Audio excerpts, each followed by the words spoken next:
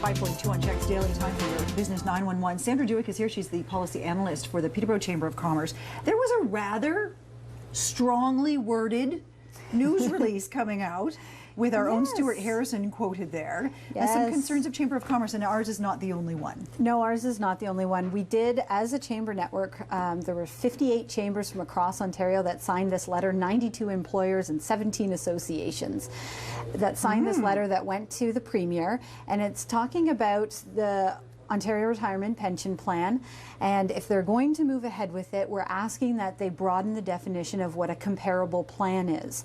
Because what we're finding in our discussions with chamber members and businesses is that there are people out there that have employee plans of some sort. In some cases, they're better than what the ORPP would be mandating.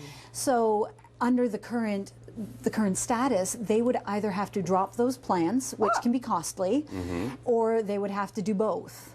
And so they're not considered comparable. So what we're asking is that these plans that are, they're called defined contribution, be considered comparable.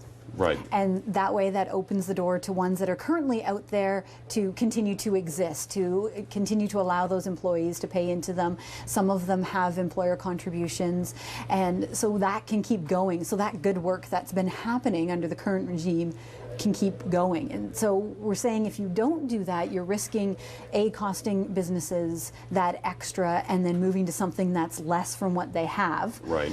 You could also be eroding the private sector, because a lot of them are built within the private financial services sector that we have. So by taking that out, you're creating a more dependence on public sector plans, which may or may not be a good thing long term. Isn't there a worry that this could also be passed on just to the employee and for the people working? And you know what, people who are about to retire now are probably okay, but for millennials like me later on in life, it might be harder for me to retire. Well, that's it exactly. So if you have a plan currently, as an employee, you would want, that's better than the ORPP, you would probably want that to continue. Yeah.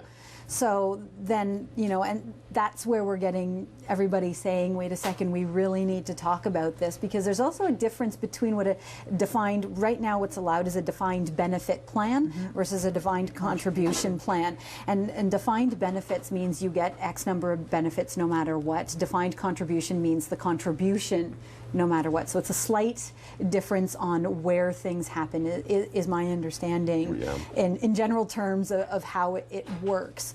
So yeah, we want to make sure that we have that broadness so we can, you know, employers that have taken the time, that have put things in place, that are allowing employees to contribute, that they're able to contribute, that can still continue without interruption. Another one of those kind of nuances of being an entrepreneur or running a business and the things you have to be concerned about. Yeah. This is Sandra Dueck. She is the policy analyst for the Peterborough Chamber of Commerce. We'll keep an eye on this release. Thanks very much. Thank you. Thank you, Sandra. Roundtable after the break.